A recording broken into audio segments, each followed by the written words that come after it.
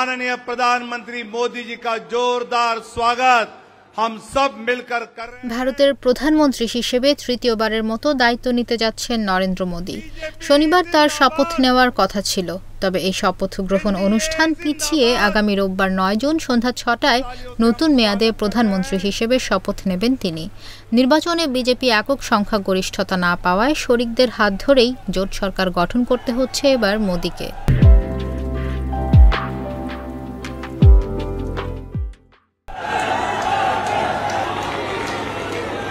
এদিকে একা শাসন করতে অভ্যস্ত মোদির জন্য শরিকদের ঐকমত্যের ভিত্তিতে রাজনীতি করা বড় চ্যালেঞ্জ হয়ে দাঁড়াবে বলে মত বিশ্লেষকদের।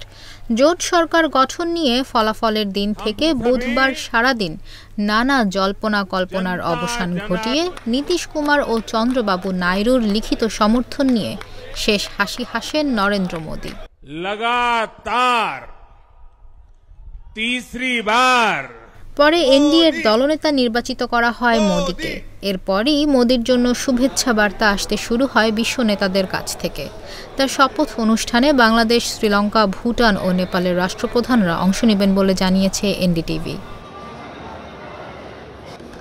গত ১০ বছর ধরে কেন্দ্রীয় সরকার পরিচালনায় ক্ষমতার পূর্ণ ব্যবহারে অভ্যস্ত মোদিকে এবার শুনতে হবে অন্যদের মতামত। কারণ জোট সরকার ছাড়া আর কোনো পথ ছিল না মোদির, তাই অন্যদের মতামতকে অগ্রাহ্য করার সুযোগ নেই। বিশ্লেষকদের মতে ঐকমত্যের ভিত্তিতে রাজনীতি করা তার জন্য বড় চ্যালেঞ্জ হয়ে দাঁড়াবে। এই নতুন কাজের ধরন তিনি কতটা গ্রহণ করতে পারবেন তার ওপরেই এই সরকারের স্থায়িত্ব নির্ভর করছে।